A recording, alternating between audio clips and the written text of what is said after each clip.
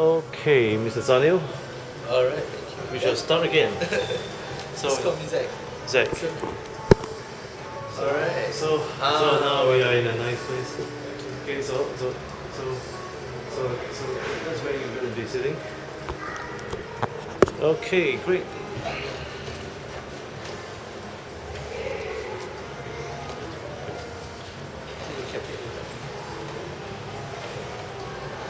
Now there's no distractions. Okay, you ready? Alright, I'm good. One, two, and three. Take three.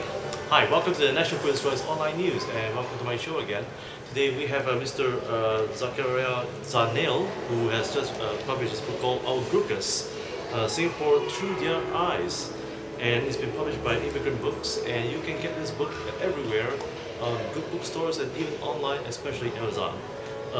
Mr. Zakaria, welcome to our show again. Thank you. Thank you for having me here. Yeah, and it's a wonderful book, I must say. Lots of photography that's been done through your eyes, Singapore's eyes. And that is, now tell us, though, what's your inspiration behind this book? My inspiration behind Yes. this. Let me just give a quick Gurkha 101. Gurkhas are a community.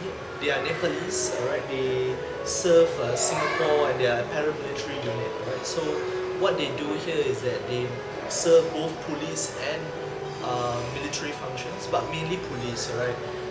Their role came into prominence in 1964 when there was the racial riots here before Singapore's independence, where ethnic groups, the Chinese and the Malays, started clashing. So we have the Gurkhas as an impartial force to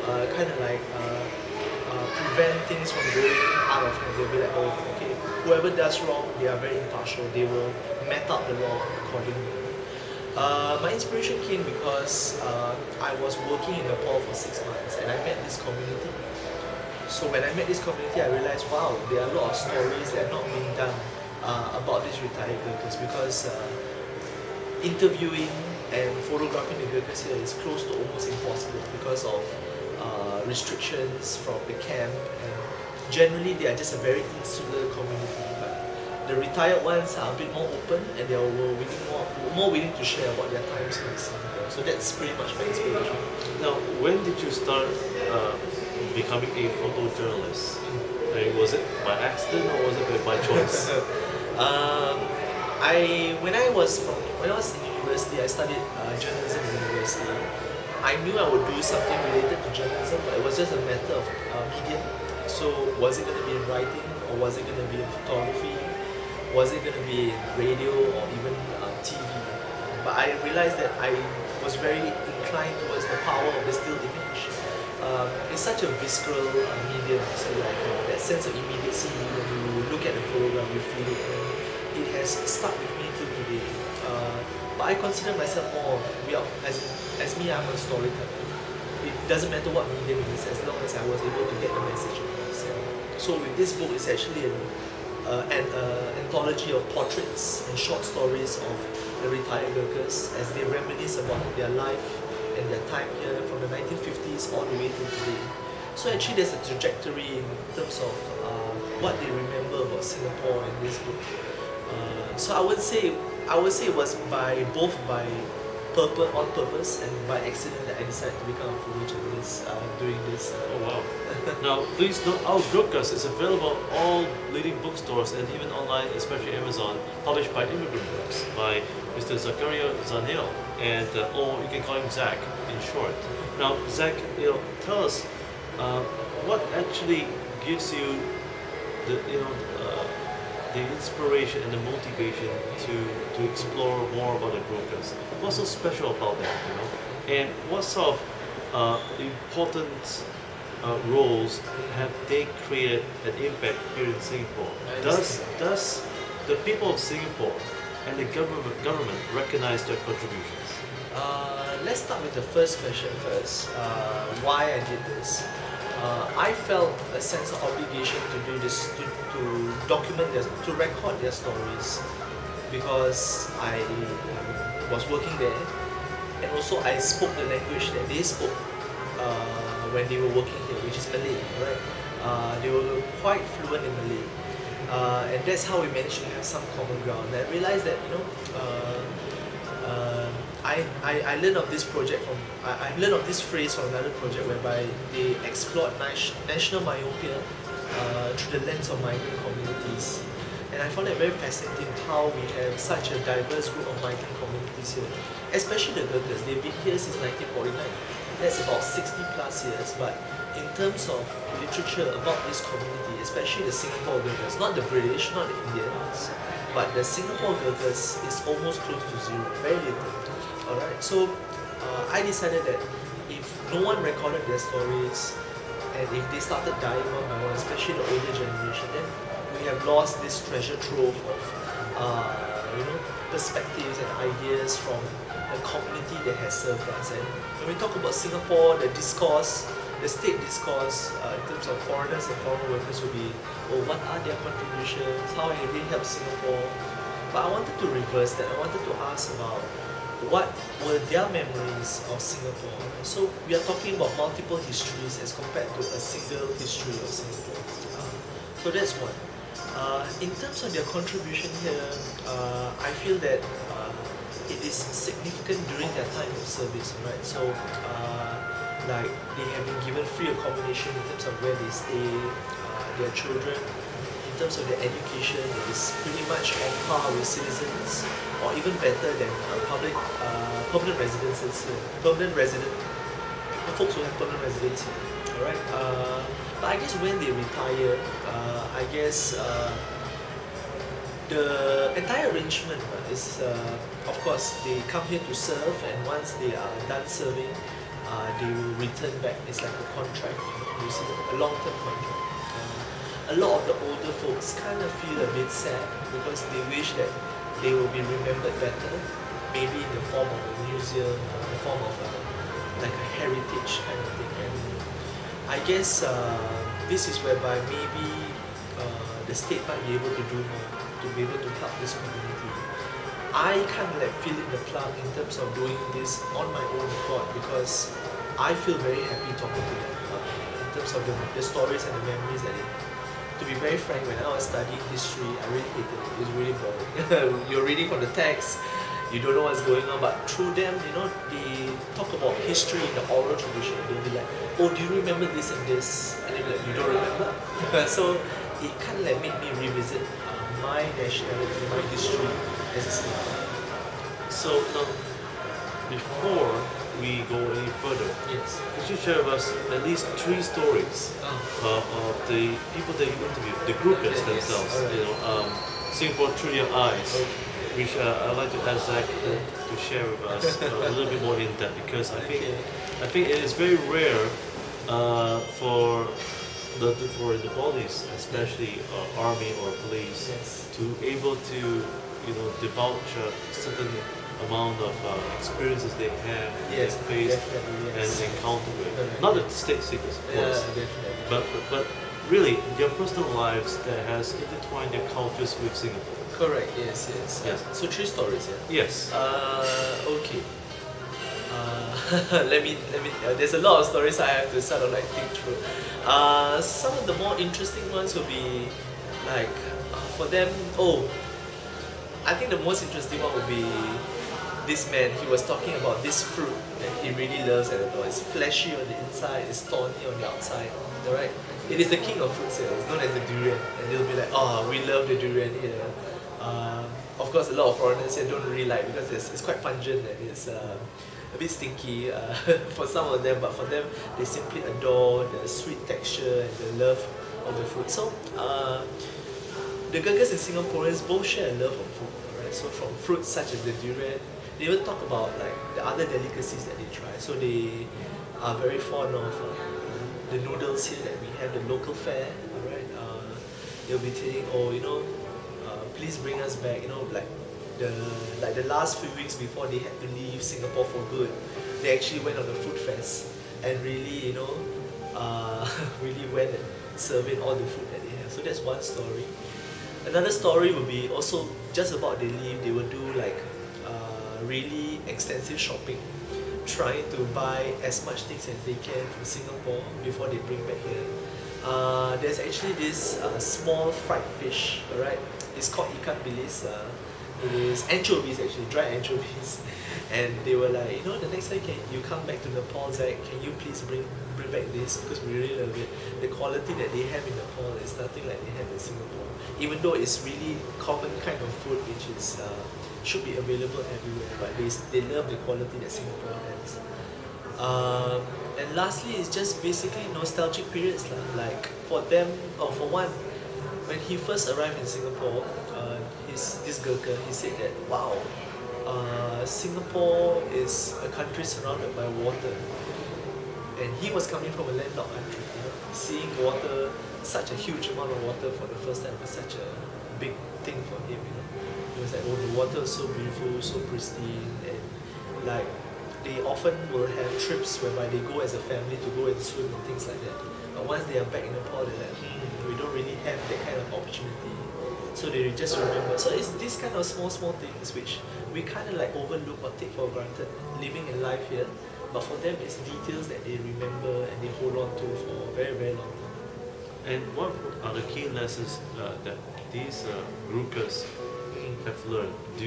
Is there any 3 key lessons that they have told you that you find that were lessons that they will forever, embrace about Singapore, and also about their life as soldiers or even protectors of this island? Okay. Key stories. The key lessons that yes. that they have learned or I have learned. Well, they have learned. They have learned. Yeah, that's right. I think some of the key lessons that they have learned. Okay, this is a bit tricky. I think what they have learned perhaps is that they take their roles very seriously because they're coming from a very proud tradition. Of course, the Gurkhas have been around since 2 centuries back, when during the Anglo-Nepal War, whereby the British tried to colonize Nepal, I guess, and that didn't work out. And they actually hired the Nepali guys because they are very brave, very fierce. So that tradition goes way back. So for them, they don't take security for granted. Alright, they are very, very steadfast and very disciplined in terms of what they do. So that's one key lesson we have learned. Other key lessons, it's a bit difficult because I haven't really thought about what they have learned. I haven't really asked about what they learned, but this is from my inference. They learned that relationships between races is not something to be trifled with. Alright, that their presence there as an impartial force is a symbolic thing, but the effort of maintaining racial relations is an everyday process whereby people, the major races, have to always learn from each other, give and take a lot, and finally that they feel that we as a country have gone really far ever since 1965, right? And they always say that Nepal should try to emulate the Singapore. We would like to be like a country like Singapore. We have a lot of natural resources.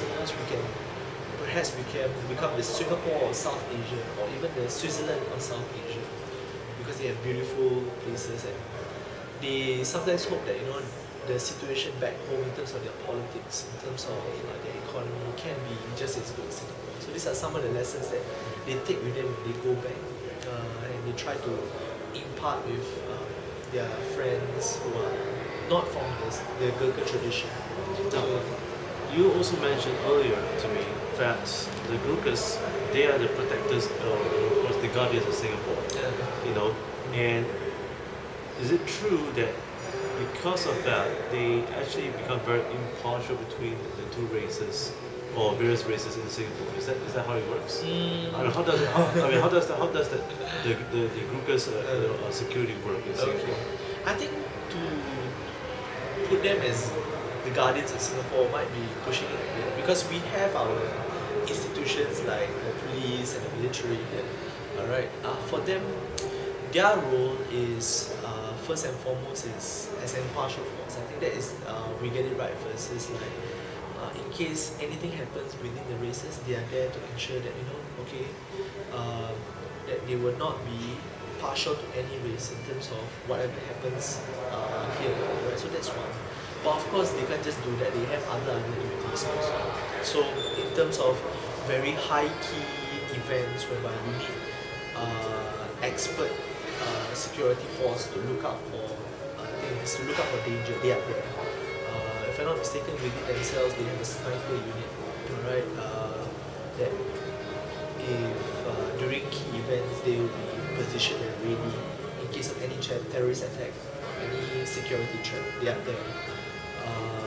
Also, another role that they have done is they actually help in terms of there are a lot of illegal immigrants that try to enter the country. And they kind of like protect. So that's more of a modern role. But more of a previous role, there was this period of time whereby there was this confrontation within Indonesia and Singapore. So they were there patrolling the coastline, ensuring that there were no insurgents coming in Singapore. Right? So their role has been both visible and invisible at the same time.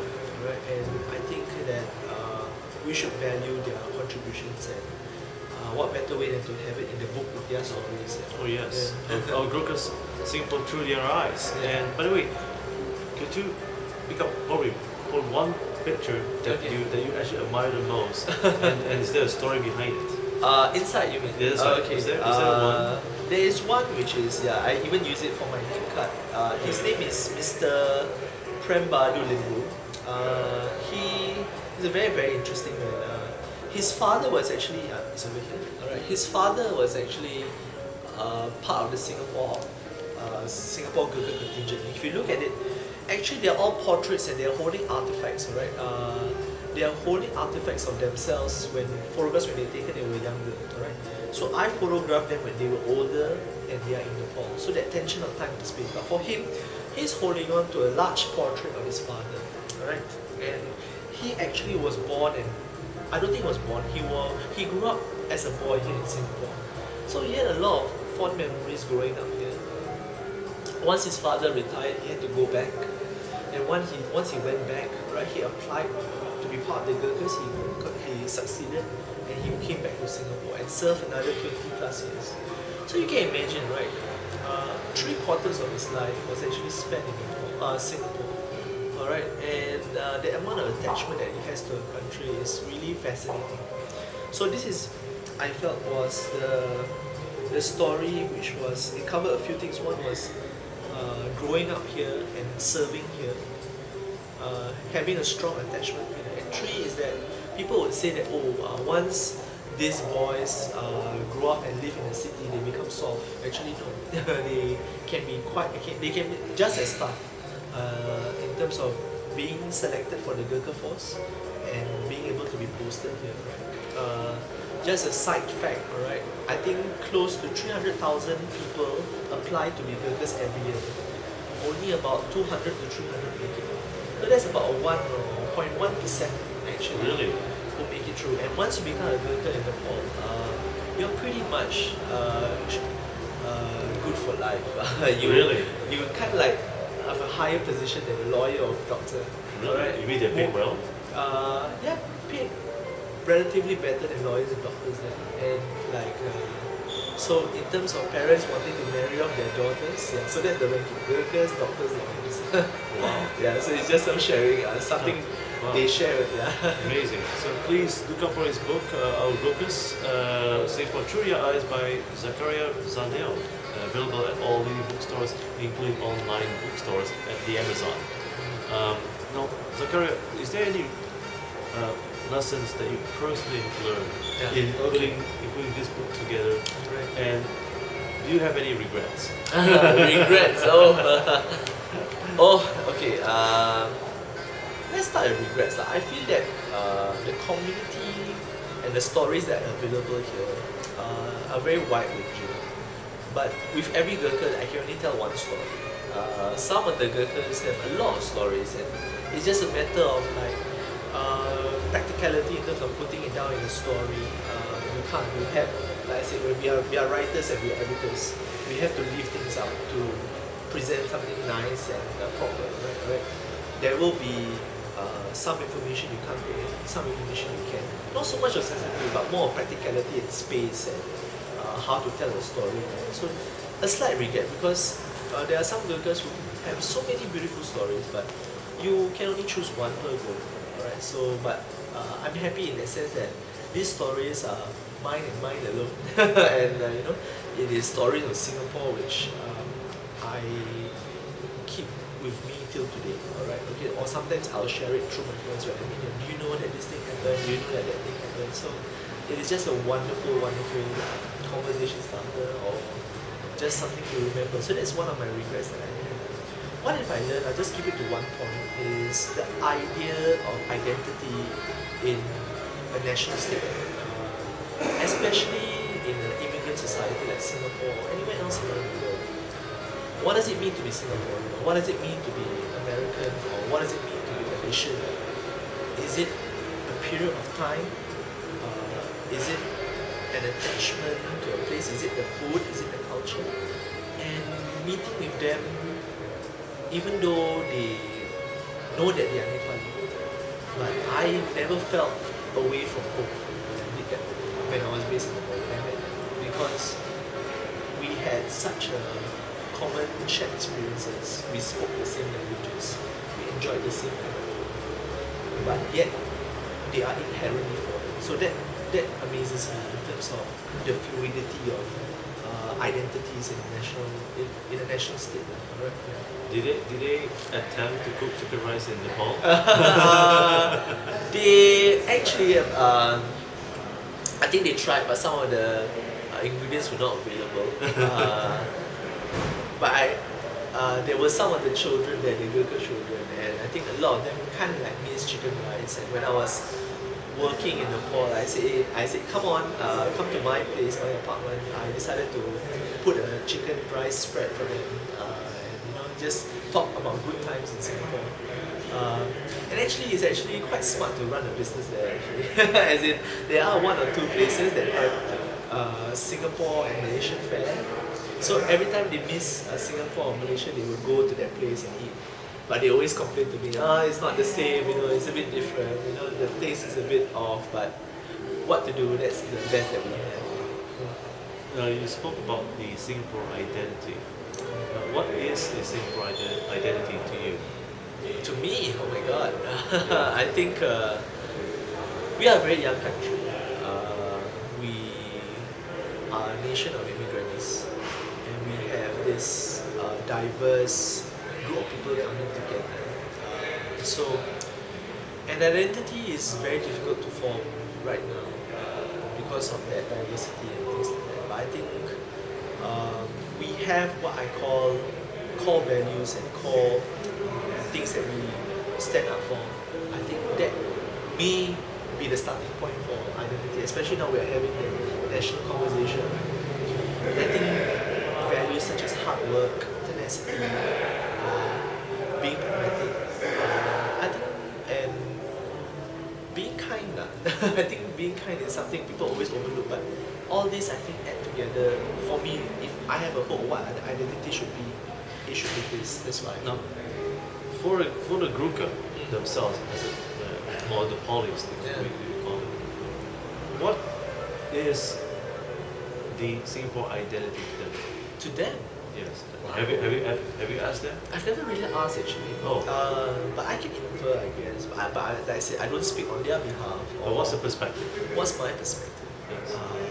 They feel that we are not identity, but they feel that we are a very fortunate group of people to have to be able to have a country that has gone from third world to first.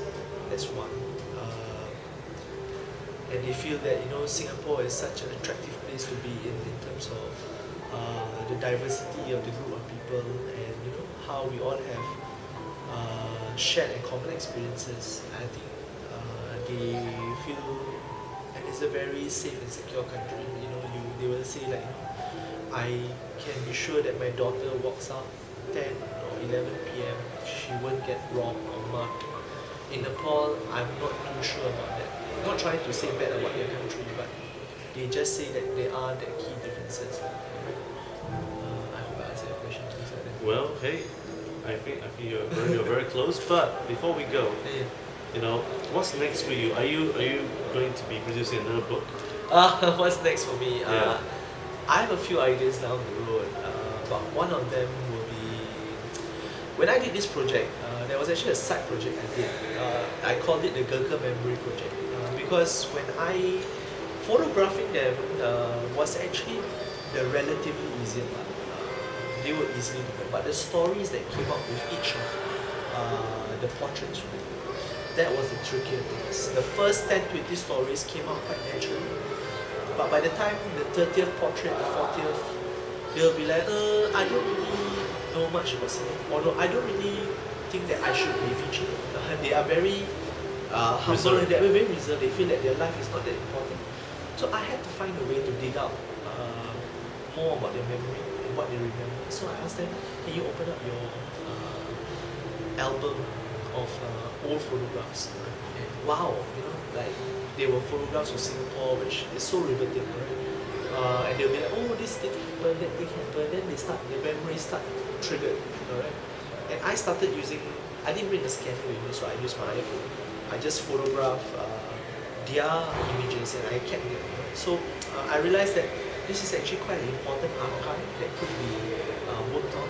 So I am thinking about how to go about doing this, but I might start the following day and then go back definitely. But at the stage right now, like I said, when I did this project, I told myself that I would like it to be in a book and hopefully make it into an exhibition in Nepal. So in about 2 weeks' time, I'll be based in Nepal, traveling 3 different states and doing exhibitions so that the community can get together and look at the images and talk about their time in Singapore.